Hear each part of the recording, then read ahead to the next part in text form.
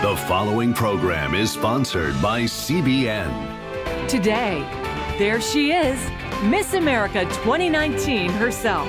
Reigning Queen Nia Franklin updates us on her whirlwind year. And then, inside a camp unlike any other, we need to make sure that we pass on that light to them. Where kids are being trained to defend the gospel. Our kids have to be equipped to withstand that. On today's 700 Club.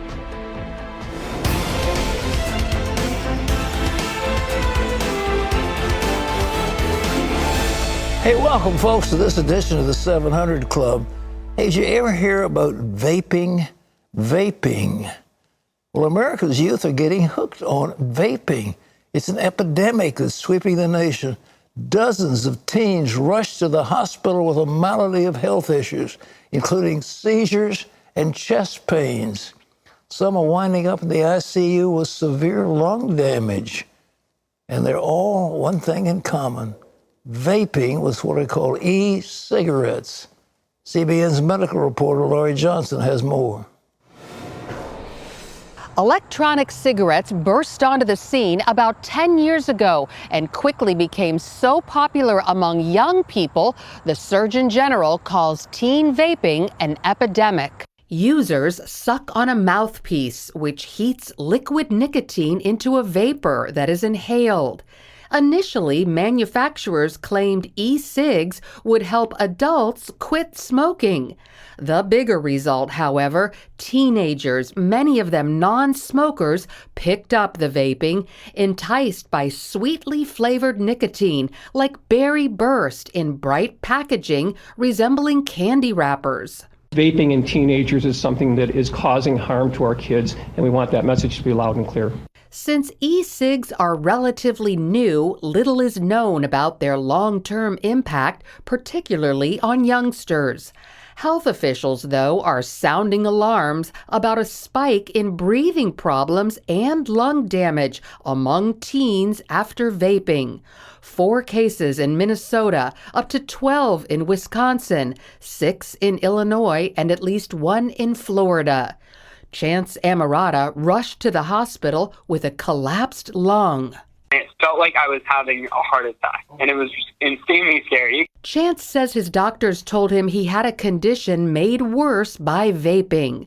Now on Instagram, he declares nicotine is rotting our brains and destroying our bodies, adding how many more kids are going to have to get hospitalized for us to stop. Another teen, Dylan Nelson, was placed in a medically induced coma after vaping, according to his brother. Trauma that he's caused to his lungs is significant. While doctors can't confirm it yet, they believe these acute, aggressive lung injuries appear to be caused by e-cigs. We recognize that it is not a result of infection, like viruses or bacteria.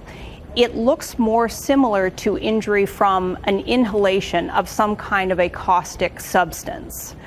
The body is actually reacting to something that's been exposed to or deposited along the lining of the lung. Isn't that shocking? Well, CBN medical reporter Laurie Johnson is joining us right now. Laurie, how many teens are involved in this thing? Well, recent studies, polls show about 5% of teenagers, that's about 1 in 20, who admitted it, Pat.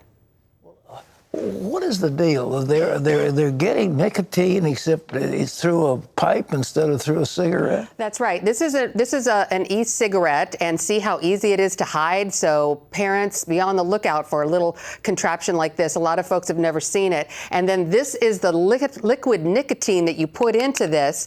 And this little contraption here cost $40, believe it or not. And it was the cheapest one they had at the store. They had them for $75. This liquid nicotine costs $20.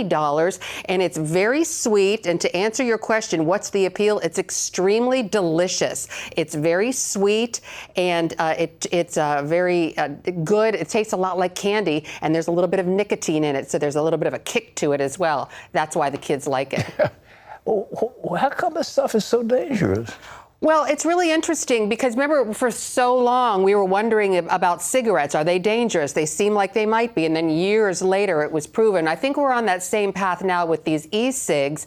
What we're seeing now, there's a new research done by Duke University and also Yale that was just completed last year that showed the chemicals in this liquid nicotine, the propylene glycol, and the flavorings, especially when you heat them and vaporize them, can cause serious lung damage and damage to the airways. Now, we know that the propylene glycol and the flavorings are in our processed foods, but our gut can handle them better than our lungs and our airways because our lungs and our airways are so much more tender. Our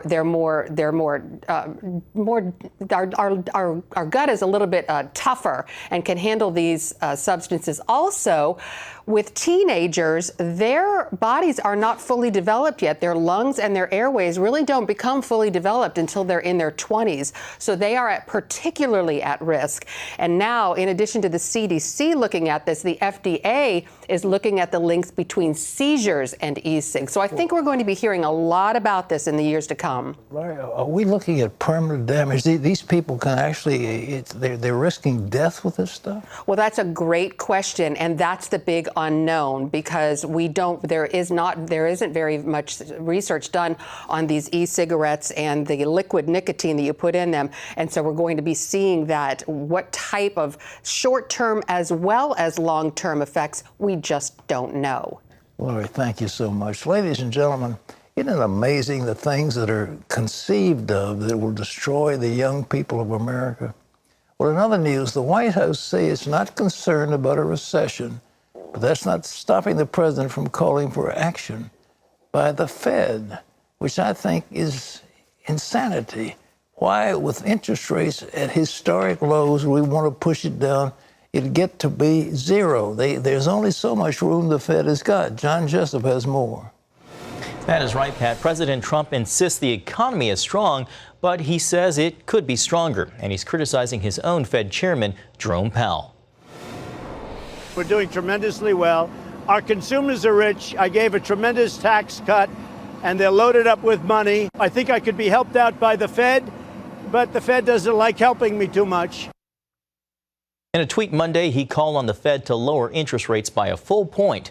A survey by the National Association for Business Economics shows 75% of economists believe there will be a recession by 2021. And White House officials are discussing further action to spur the economy, including early-stage talks about a cut in the payroll tax to help the middle class.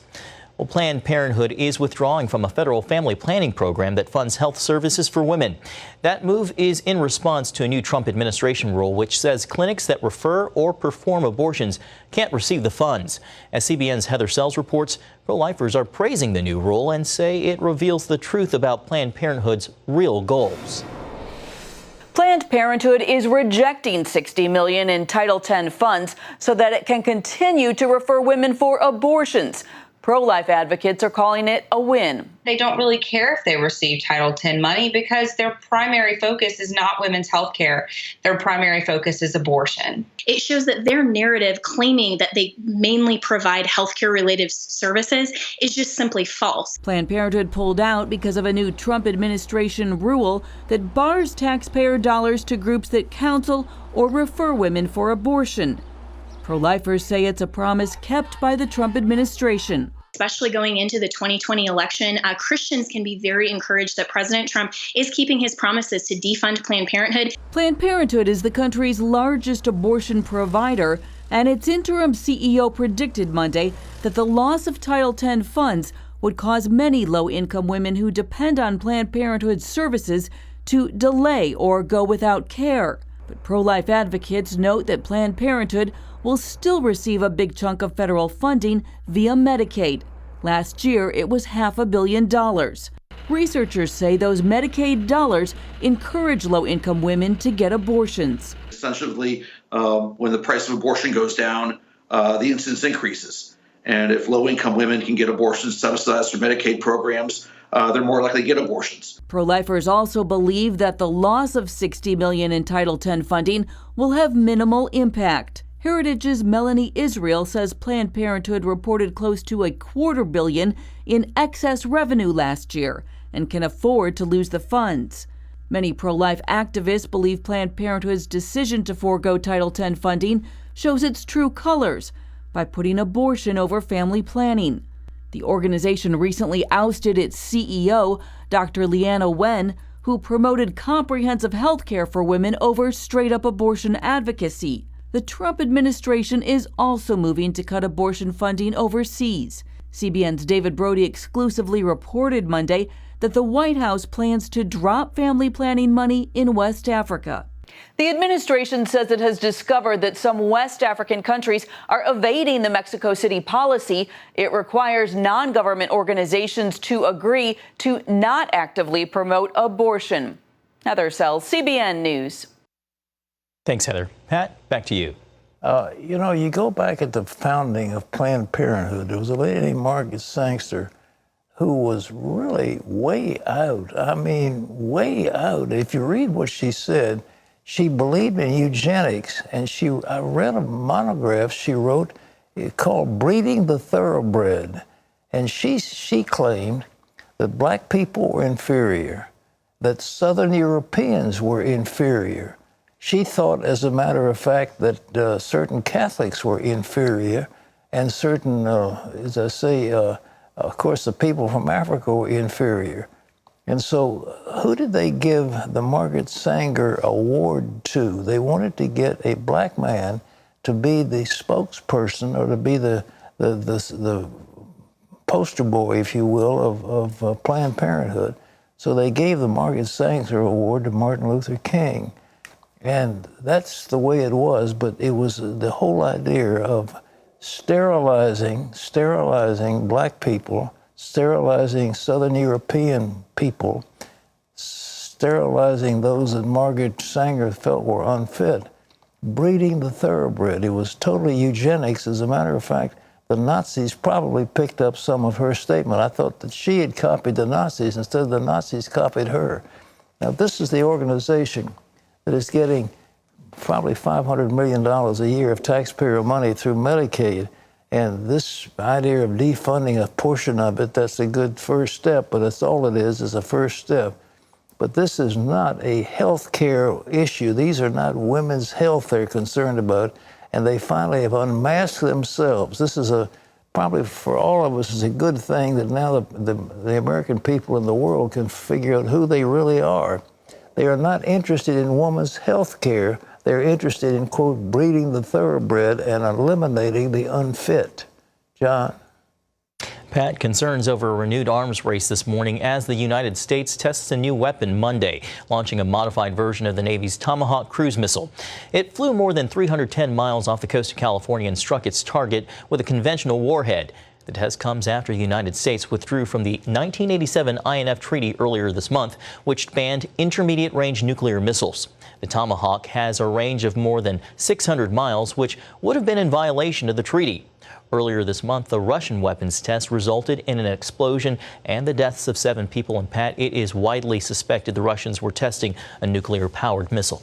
Exactly. Well, the U.S. is saying, look, we can do it too. You can do it. We can do it. The Russian missile was to have a much longer range and much supposed to be faster or supersonic at one time, but then later they said no, it's more conventional. But nevertheless, we have the ability. The fact that Tomahawk flew hundreds of miles and hit right on target is an important thing. But that can carry missiles. They can carry nuclear weapons in the Tomahawk. And the American is saying, okay, guys, we can do it too. And my hat's off to the research at the Defense Department. Congratulations, guys. You did a winner. Terry. Well, we've got quite a show coming up today. Later in our program, the Miss America Tour makes a stop right here in our 700 Club studios. Nia Franklin, Miss America, joins us live. And then also a football star who was staring at a 65-year prison sentence. And next, a summer camp where the counselors want to indoctrinate your kids. And when I say that, people go, well, isn't that bad? And I go, well, it depends on the type of doctrine that they're getting. How they're training Gen Z to stand up for their faith when we come back.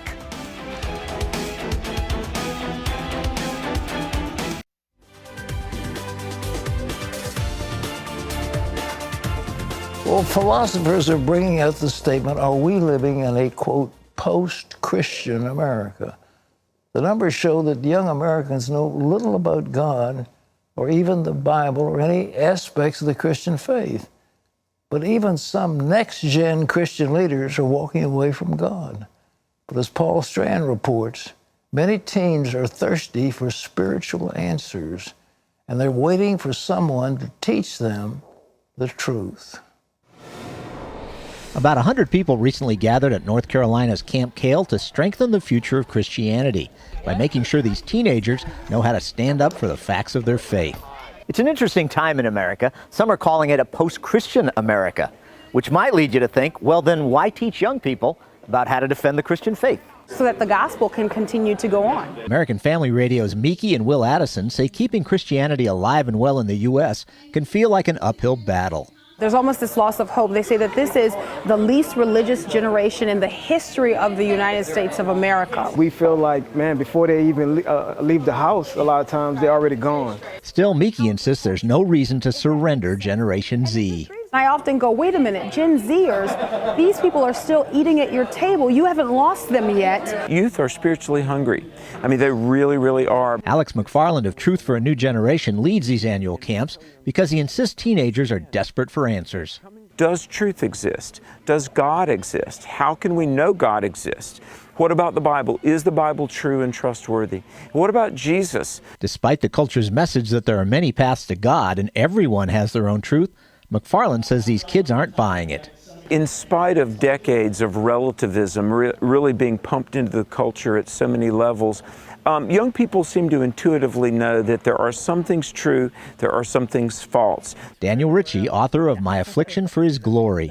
I think kids really feel like they're almost being encroached and attacked from every single direction, and I think they're trying to find a way to navigate that. Even in their schools, you'll see where they have teachers, in colleges, universities, that are against what we believe, and they will be really bold about it. And I think our kids have to be equipped to withstand that, and not crumble under it. Especially in a public school, people around you aren't always the most Christian-like. That's why Grayson Harmon came to camp for a second year, to become grounded in the truth that Jesus is the way, the truth, and the life. He's the only way to heaven, and not just the good works we do gets us into heaven. Versus the pantheon of all these other false gods, he's the only one that stepped into our mess and remedied it by his grace. Ritchie comes to show teenagers that with God in their life, no amount of resistance, trials, or tribulations has to knock them off their feet.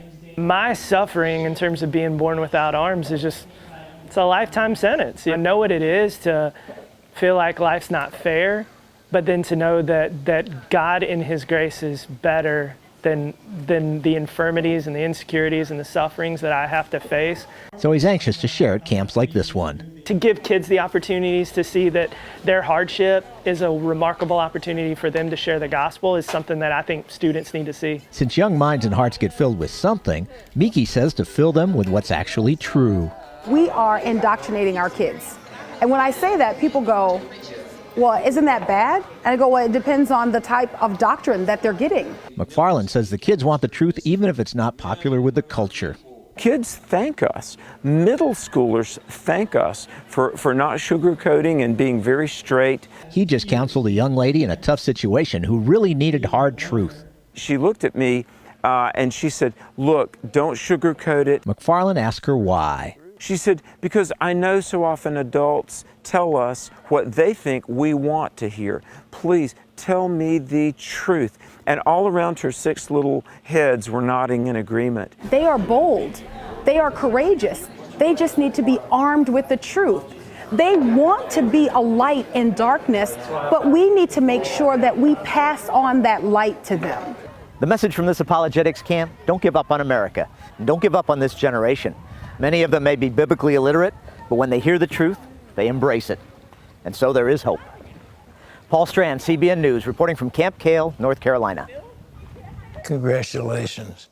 I've just finished my 20th book. It's called I Walked with the Living God.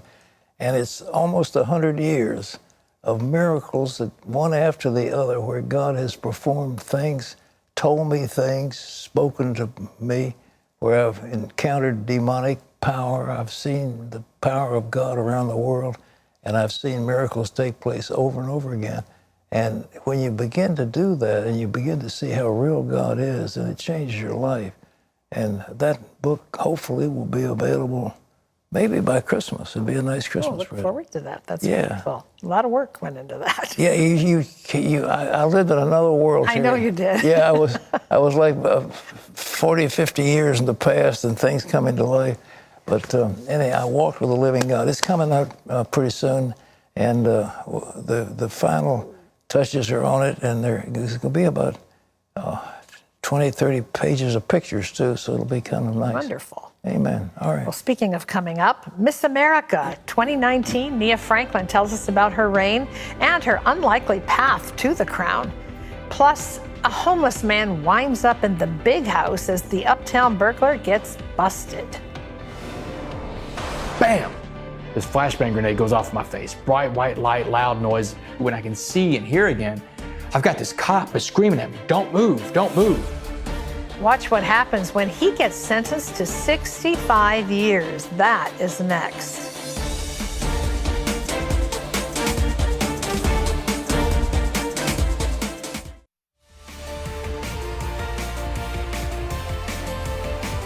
Hey, welcome back. You're watching the 700 Club, and we're so happy to have you with us. I want to tell you about Damon. Damon wanted to make a name for himself. He did, and that's not the way he intended. Years after his football dreams crashed and burned, Damon got hooked on painkillers.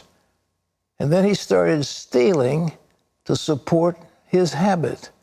And before long, the cops gave Damon a nickname he'd never forgot: the Uptown Burglar. Being a child watching college football games on Saturdays, those stadiums are like cathedrals and the players are like gods when you're a kid. And I told my dad one time, "Hey, Dad, one day I'll be there," you know, and he would always tell me, Damon, I believe that. Damon West always dreamed of becoming a professional football player. I thought, hey, one day I'll be in the NFL, I'll play quarterback, but it didn't work out that way. Damon attended the Catholic Church and was even an altar boy. But his conception of God was more utilitarian than personal. My view of God back then was the view that, my family gave me. God was the source of everything. God is the center of the universe. God is the center of our world.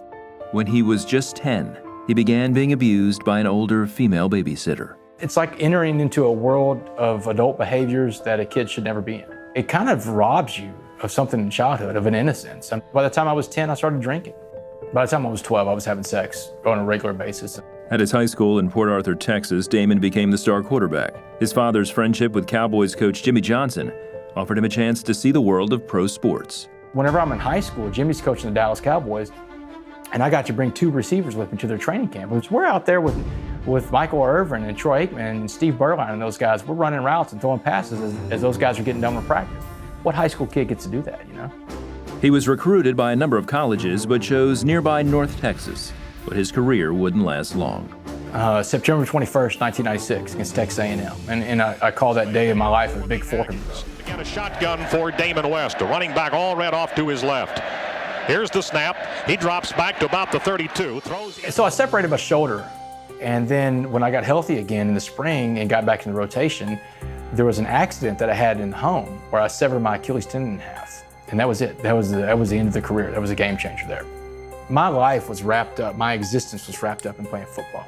And once that was gone, I was mad at God. I was mad at the world. I was mad at everybody. His doctor prescribed painkillers, which added to the list of substances he was abusing. The painkillers, I abused those too. And now I'm putting in the cocaine, the ecstasy, the pills. I'm doing all the hardcore stuff now. I would abuse anything that was in front of me, I would abuse. After college, Damon worked as a broker on Wall Street and in politics. But the drug use finally caught up with him. That's where I ran into the one vice that would be the end of me, methamphetamine.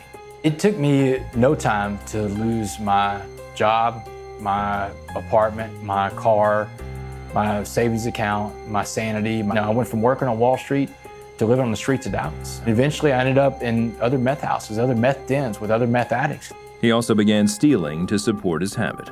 We started breaking into homes, and I took a lot of their property. I stole, with that burglary crew, we stole over $1 million worth of people's property. Eventually, he was arrested. July 30th, 2008. It's a day I'll never forget. You know, I'm sitting around this little rundown apartment in Dallas, and I'm smoking meth with my meth dealer on the couch. Bam! This flashbang grenade goes off in my face. Bright white light, loud noise. When I can see and hear again, I've got this cop in full SWAT riot gear, man. He's got his boot on my chest, and this cop is screaming at me, "Don't move, don't move." Heard one of them scream out, "We got him. We got the uptown burglar." When his time came for his sentence, the jury showed no mercy. When the jury came back and said 65 years, I mean, it took my breath away. I remember when the sentence was read, I hear my mother gasp on the front row. The sound only a mother can make when she hears her son get a life sentence in prison. Before Damon went to prison, a friend shared some advice to help him survive. He says, "Look, here's what prison's gonna be like. Imagine prison's like a pot of boiling water." He said, "And you've got 3 things you can be in a pot of boiling water." He said, "We're gonna put a carrot, an egg, and a coffee bean." He said, "The carrot goes in there and turns soft. The egg goes in there and turns hard. Neither one of those are good options for you." He said, "So if you want to be something in prison, be the coffee bean. Change the environment around you, no matter how hot it is." Damon then got a call from his mother. I told him, "You're a captive audience, and you need to get on God's back and let him carry you through." I reminded him of the footprints in the sand. God was walking down the beach with someone, and the man was looking back and saw, at times saw 2 sets of prints, and other times just 1 set. And he asked God, "Why is there just 1 set of prints? Did you desert me?" And he said, "No." He said, "I carried you." And that's what I told Damon. Get on God's back and let him carry you. Finally, when I got alone, I could cry, because you can't cry in front of anybody in there. And I'm sitting there, and I'm a little confused, because I'm into my Bible, I'm praying to God, but I hadn't learned how to pray. I cried, and I just prayed, "Jesus, please, I can't do this alone. I can't do this anymore." And I remember being broken down, about as broken down as I've ever been. And that's when I finally asked Jesus to take over. Damon refused to join any of the prison gangs. Instead, he began attending Bible studies and seeking out mentors. I'm not into a gang, and that's what they do. I mean, they isolate you, they send other groups after you because they want you to come into their fold, or the white prison gangs, you know? But I couldn't do that, man. I made a promise to Jesus, I made a promise to my mom and dad that I would come home as the man they raised. He also entered a recovery program in prison. I got taken into sobriety at gunpoint. I tell people that all the time, because I'm clean, I'm sober, I have a program of recovery, and I'm still letting Jesus drive that car. After serving just 11 years of his 65-year sentence, he was paroled. Total God thing that I made parole. I was blown away with the grace that Jesus bestowed on me. Jesus had a plan the whole time. I remember turning back to look around, because something told me to turn back and look around, and it's this voice inside your head saying, "I want you to remember what this looks like. You're going to work for me now. And if you ever stop working for me, you'll be back. Don't come back." Damon is now married and speaks all over the U.S. He also has authored 2 books. My purpose now in life is to go out to be an example to others of what not to do. But the other part of my life is to be that message of hope. That message of hope of what Jesus' grace and Jesus' love can do for someone. I was a drug addict and a thief and a liar and a cheat and everything else you can think of that's bad. And he turned all that around to a person that's useful again. And people love a good redemption story. A person that goes out and can be the change agent. A person that goes out and can be that coffee bean and turn whatever pot of boiling water he's in into a pot of coffee. And it's a testament to what he can do. I like that. You can turn some hot water into a pot of coffee. His life was transformed. The uptown burglar. You know, God is wonderful, isn't he? But boy, to be sentenced to 65 years and to get paroled that fast was but 11 years in prison is a long time. But whatever, God says, "Look, I can use you." Now here's the deal. God says, "I want you to be free from a guilty conscience to serve the living God. I want to clean your conscience, free from dead works, that you could serve the living God." God wants you to serve him. He doesn't want to punish you. He doesn't want to put you in prison. He doesn't want to cause you to have disaster. He doesn't want you to break down physically. He doesn't want your marriage to be breaking up. He doesn't want your kids to walk away from home and hate you. He wants happiness and joy and peace. But he wants to have you serve him, that your conscience might be cleansed from dead works, that you might serve the living God. He doesn't want you to keep beating yourself up on how terrible you are. He knows you're terrible. You know you're terrible. So you don't have to keep repeating it, what he knows and you know. But what he wants you to know is that he'll forgive you and he'll make you whole and make you clean. So why don't you just say, Lord, from this moment on, I'm going to live for you. I'm going to live for you.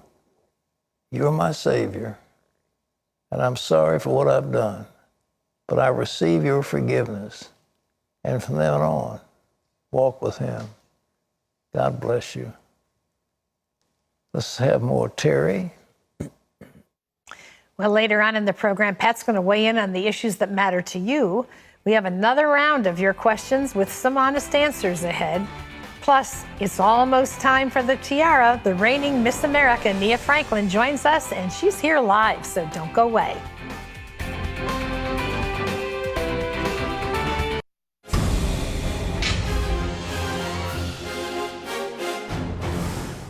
Welcome back to Washington for this CBN News Break. Facebook and Twitter are taking action to prevent China from creating fake accounts to sabotage the Hong Kong protests. That's according to a report by the Washington Post.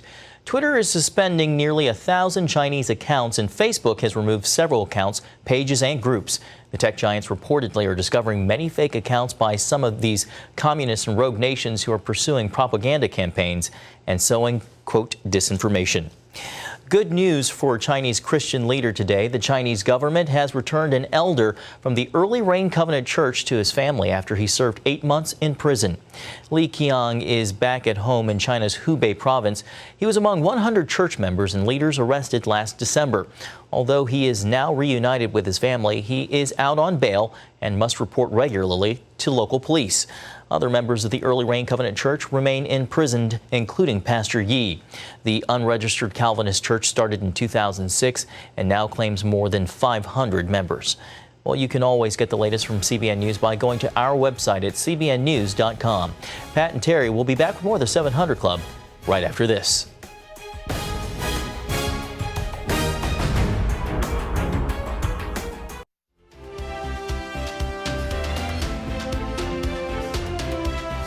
Nia Franklin entered Miss America competitions to help pay for college. She wound up winning a scholarship and so much more. And now she's using her platform to change the lives of people all around her, which is something that she's been doing long before she wore the crown. In college, Nia Franklin became her father's stem cell donor after he was diagnosed with non-Hodgkin's lymphoma. When Nia entered the Miss America pageant to help pay for her education, the competition became so much more than just scholarship money. Last September, Nia was crowned Miss America 2019. She's the 9th Black woman who has received this title in the pageant's 92-year history. Nia Franklin is here with us now. We're so glad to have you here in studio with us. Thank you. Great. You are right kind of in the middle of your year. How's it going so far? It's going well, and it's funny that you mentioned we're in the middle because it would be over in only 3 weeks normally. Yes. But I'm so blessed to have like a four-month extension on the year, so I'm really excited. 'Cause we're used to seeing it happen in September, but it'll actually be in December, and we'll give you all the dates of that in a little bit. But let's go back a little bit, Nia, and talk about your life. You were a college freshman when your dad had this devastating diagnosis. What was that like? It's just, there's no words to explain how devastating it was. I can try my best. It was a shock, for one. I was away 3 hours in Greenville, North Carolina. My hometown is Winston-Salem, North Carolina. And my mom wasn't telling me too much. I think she didn't want me to worry. But by the time I was home for Thanksgiving, I was told to go to the hospital. My dad was intensive care. Wow. And I just remember his body was so swollen because his kidneys had started to fail, and he looked like a completely different person. I almost could not recognize him. And I just remember crying, and my grandmother was in the room, his mother, and I just broke down crying because I didn't expect to be walking into seeing him like that, and I had no idea what was going on. So how did the whole stem cell event take place? Yeah, so after about 2 years of him battling the disease, non-Hodgkin's, T-cell lymphoma, he relapsed twice. After we thought he was getting better. That summer I was home from my freshman year, and I thought he was getting better. He was in physical therapy. I go back to school, and right around the same time that he was starting to feel ill, that first year I was a freshman, right around that time in my sophomore year, same thing happened again. And so by the spring, after trying radiation and chemotherapy, they decided the best plan would be to do a stem cell transplant. And so they looked into the general pool, and there were no matches there. And then they looked to his siblings. The only match was his sister. And she's a little older than me, and they decided to check his children out. And it just so happened that I was a match, and I was of the age requirement. My younger brother and sister were not 18 yet, and you have to be 18 to do this procedure. And so it was a miracle that I was a match. And we did the transplant on May 1st of 2013. And 6 years later, he is doing amazing. He has not fully made a recovery yet. He is still a little stiff and things like that, but he's working full time now, and we're just so grateful. How wonderful. How wonderful. You mentioned it being a miracle. Share with us a little bit your faith and how it played a role for you as you walk through all of this. Yeah. Well, I just remember being a little bit in shock and a little bit in denial about what was going on. I didn't want to believe that my dad was suffering this really deadly disease that was so rare. We didn't know what was going on. And I just remember starting to I didn't go to church that much my freshman year, actually. I would watch church on TV and that sort of thing. But one of my friends was going to a church called Ignite in Greenville, North Carolina. And that was right around my sophomore year, right before the transplant, that I was even knowing that I was going to do this for my dad. And I just remember going to Ignite, where Pastor Jason is just so wonderful and so full of hope, and being a part of a community where I just felt at home. I remember they served Krispy Kreme donuts in the mornings. What's not to like, right? So maybe that's also what kept me coming back. But it was just a place of worship. They have such a great worship atmosphere, and I felt like I could release some of the frustration and anger, and it gave me a more open communication to God. And truly going to church, as well as keeping up with scriptures and devotionals, was great too. But there was nothing like having a church family around me. And one of my friends who was first runner-up to Miss North Carolina this year was the woman who brought me into that community. Wow. So how did you go from all of that into the Miss America organization? Oh my gosh, it's so funny. I would see my friend Jerene competing for locals when I was in college, and I would go support her, but I never thought I was going to do it. And so my first year in grad school, I had some friends that were telling me, I'm friends with the former Miss North Carolina, and she thinks you can do it. And that kind of just gave me that extra confidence, because my mom was telling me the gauntlet was thrown down. Well, my mom would always tell me to do them, and she thought that I could do them, but it's my mom, she's always going to be like, you're great, you can do this. But it was having another perspective that gave me a little bit of confidence and support to try it. And with my dad being sick, he was the primary. My mom's a school teacher, so we all know, school teachers make what they make. But my father was the primary breadwinner. He was a pharmaceutical rep. And so I was kind of depending on him to help me pay for school. And whenever he was sick, he didn't have that income anymore. And so that was ultimately why I was like, I'm going to try to do this, because if I win Miss America one day, that will help me get out of debt. And it was a long shot, like just thinking about what if that really happens. So 3 years later, the fact that it really happened was just mind-blowing. So, a lot of people see the pageant on TV, and they see the crowning, and they watch the kind of glam of it all. It's really a tremendous opportunity for a young woman. It's maybe one of the most intense public relations jobs you'd ever have in your life. What has this year done for you, do you think? Oh my gosh, I don't even think I can. It's kind of like the scripture, ears have not seen and eyes have not heard. I really just think there's so many big things that are going to come out of this for me. I'm working towards them now, laying the groundwork. I think it's so important when you have this position not to wait until, in my case, December 20th to start reaching out to all these people and making contacts and getting meetings. I'm having meetings now, and I have a lot of different options, and I'm not sure what God has in store, but I'm just going to continue to make myself available for all the different opportunities and see what I think the best opportunity is when it comes time to choose and when my year is really over. So December 29th is December 19th. 19th is the new date, and there's also a new venue. It's in Connecticut. It'll be at the Mohegan Sun in Connecticut. And where is that? in Connecticut. I'm not sure the exact city. Okay. I'm not sure, but it's not in. There'll be Haven. lots of promotion, I know, for absolutely. it. And a new network this year as well. And so lots for people to look forward to. Life-changing. It's so wonderful to have you here. Thank you for sharing your story. Thank you. We really appreciate it. Well, congratulations again on your win. Great to have Nia with us. And coming up next, the heartwarming scene after this man's daughter gets life-changing surgery he could never afford. And then, part of the program you've been waiting for, your questions with some honest answers. Mary asks, should I get a divorce? My husband is addicted to porn and he's not interested in me anymore. Pat will tackle that question and more when we come back. Stay with us.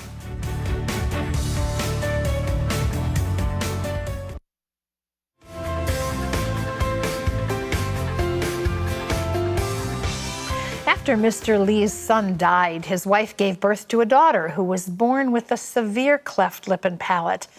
It would take Mr. Lee 18 years to be able to save enough money for the surgery that his daughter urgently needed. And by then, it might be too late. Mr. Lee is a faithful husband and father who's always put others before himself and has rarely asked anyone for help, apart from the gods he worshipped. 4 times a year, I went to a temple that my father built and said to the gods, please protect my family and keep sickness away.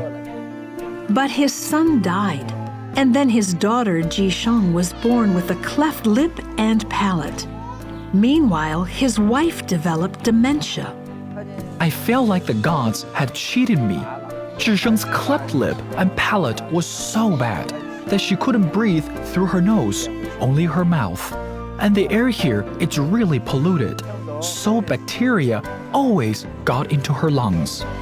She coughed a lot and was malnourished because she could barely eat. When she did, she choked. Once she took something in the wrong way and fainted. I thought I was going to lose her. So Mr. Lee started saving for surgery. His wife wanted to help, but she couldn't work. I figured out that it would take 18 years to save for cleft lip and palate surgery. And by then, it might be too late. She would never get a job or get married, and people would make fun of her. Some people suggested that Mr. Lee abandon Ji Sheng. They said, you have no money, and there's nothing else you can do to help her now. But I would never give up on my daughter. Soon a friend told Mr. Lee about CBN. When we heard about Ji Sheng, we set up and paid for her cleft lip and palate surgeries. I could barely believe it. When I told my daughter the great news, she smiled at me. Ji Sheng's smile was even brighter and far more beautiful after her surgeries. She's gained 6 pounds, and she's taller than before. She doesn't choke now, and she will have a good future. No one help us but CBN. The love you have shown us is true love. I can feel it in my heart. Thank you for bringing us the good news about Jesus and fixing our daughter's lip. Now I know there's only one true God. I hope you can continue to help more people like us. Can you imagine what life would have been like for this little girl had that not been corrected? You know, in her culture, he is right, she would have had no life, no friends, no job, no marriage, no future. You were able, if you're a 700 Club member, to come right into the middle of this little girl's life and give her all of that and more. And this father, you know, there's so much need around the world. We hear about it every day. It's frustrating to hear about it all, but when you become a 700 Club member, you become a part of the solution. It's 65 cents a day, $20 a month. So we want to welcome you to the thousands of us who are out to make a difference in the lives of people around the world. You do it by going to your phone and calling this toll-free number. It's 1-800-700-7000. So easy to remember. Just call and say, I'd like to join the 700 Club. And when you do it, would you do it using Pledge Express? That's It's electronic monthly giving. It means your bank does all the work. You don't have any of the hassle, which is pretty wonderful. You don't have to have stamps or envelopes or remember anything. You can stop it whenever you like, but for us, it saves some administrative costs so that we can put even more of your gift right into the lives of people like this little family that you just saw. Our way of saying thank you to you for using Pledge Express is to send you these Power for Life teachings. You're going to get one every month. We think it will be a great blessing to you, and you will have the satisfaction of knowing you're not just hearing about needs, you're actually doing something to meet them. So call now, 1-800-700-7000. Okay, time for some email. Are you ready? By the way, Mia was something else. She's a... Nia, yes. Yeah. Yeah, she's a beautiful girl. My goodness. Smart and talented. And she's an opera singer. Yes, wonderful. And she's got a great platform of promoting the arts, too. Extraordinary lady. I'm very impressed. But anyway, this thing that happened in China. Go ahead. Let's get the... This first email question, Pat, comes from Mary or Mari. I'm not sure what the right pronunciation is. She says, my husband works and provides for our family. He's addicted to porn. Our intimate life has suffered, and he's not interested in me anymore. Do I get a divorce? Look, Mari, I don't know what your economic status is. You know, do I get a divorce? I mean, how are you going to live? What's going to take care of you? Have you got appropriate... and you can get a divorce if that's the case. I mean, in my opinion, addiction to porn is the equivalent of adultery, and your husband is now... he has given himself over to something else. And I think I'd start by praying for him that he might be set free, because he's probably a pretty good guy. And yet at the same time, God hates divorce, and he doesn't want people to be separated, but at the same time, that's the ground.